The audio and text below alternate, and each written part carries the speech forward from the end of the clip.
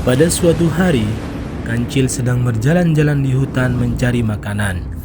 Ia melihat sebuah lubang kecil di tanah yang tampak mengeluarkan bau yang enak.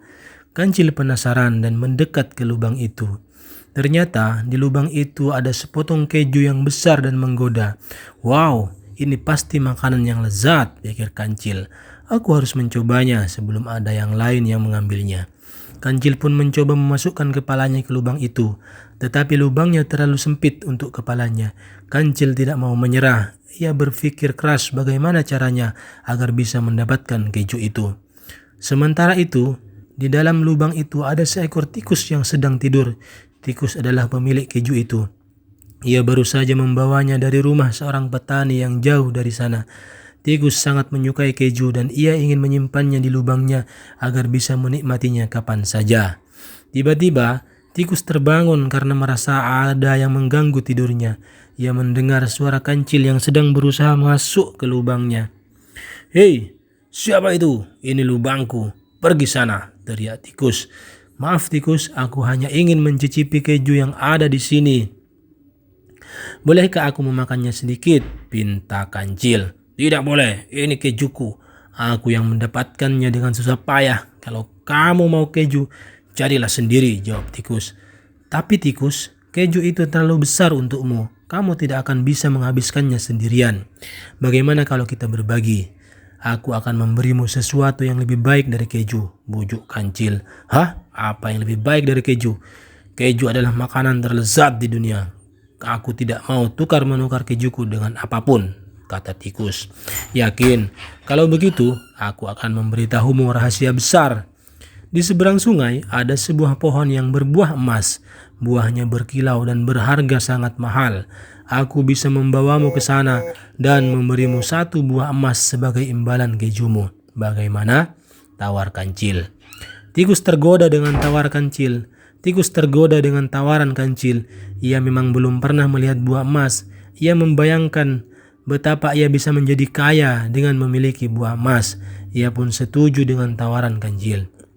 "Baiklah Kancil, aku bersedia menukar kejuku dengan buah emas. Tapi kamu harus berjanji tidak akan menipuku.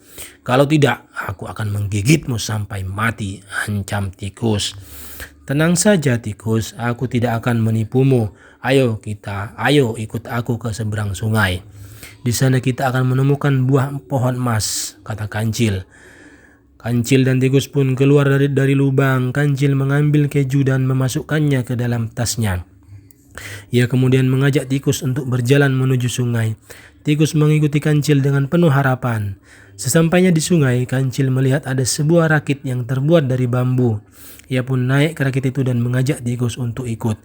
Tikus ragu-ragu karena ia tidak bisa berenang, tetapi ia tidak mau melewatkan kesempatan untuk mendapatkan buah emas. Ia pun naik ke rakit itu dan duduk di belakang Kancil. Kancil mulai mengayuh rakit itu dengan sebatang kayu. Ia berpura-pura mencari pohon buah emas di seberang sungai. Padahal ia sudah tahu bahwa tidak ada pohon seperti itu. Ia hanya ingin menipu tikus dan kabur dengan keju miliknya. Tikus tidak menyadari dengan rencana jahat Kancil. Ia terus menatap ke seberang sungai dengan penuh harapan. Ia tidak sabar ingin melihat pohon buah emas. Tetapi tiba-tiba ia merasakan ada yang bergerak di bawah rakit. Ia melihat ada beberapa ekor buaya yang mengintai mereka.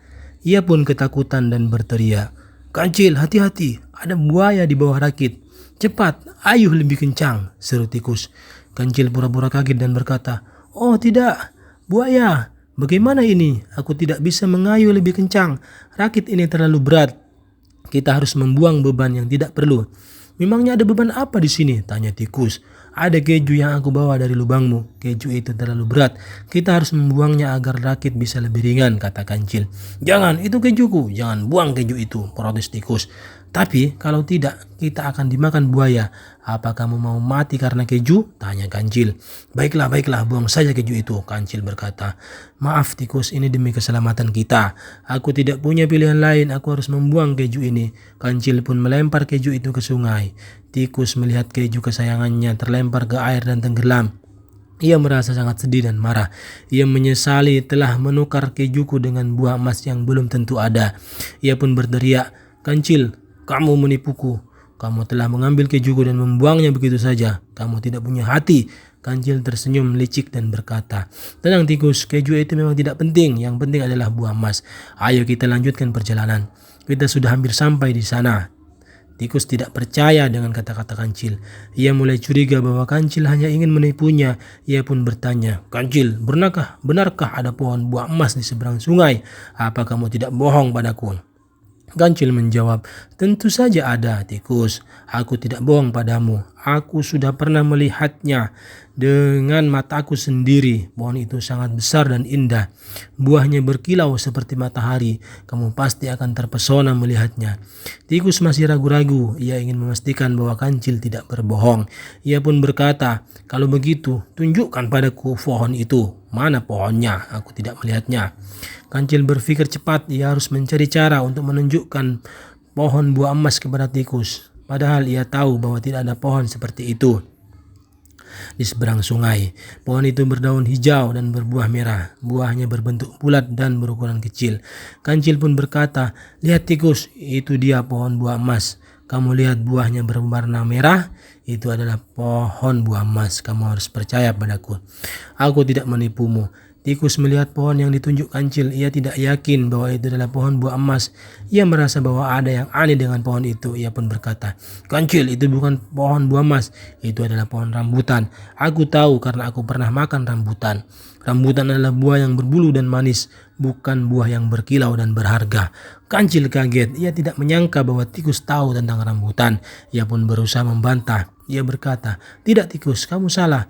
Itu bukan pohon rambutan, itu adalah pohon buah emas. Kamu tidak bisa membedakannya karena kamu belum pernah melihat buah itu. Percayalah padaku.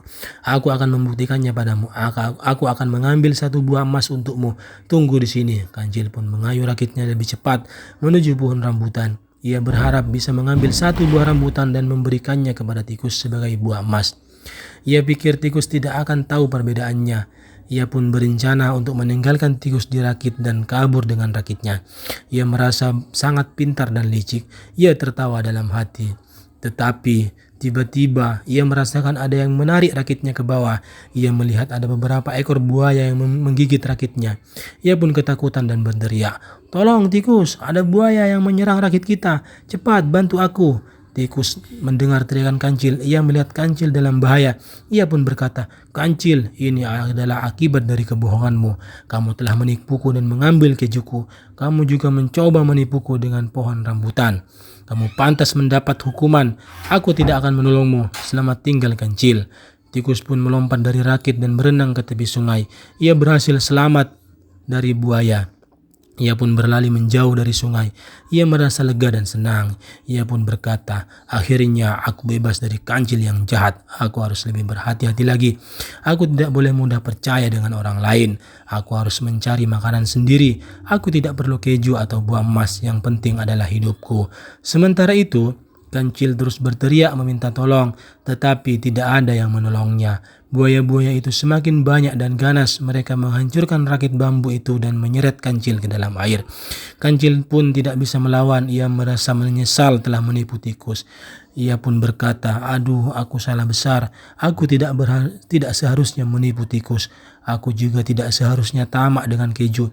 Aku seharusnya berbagi dengan tikus. Mungkin ia akan menjadi temanku.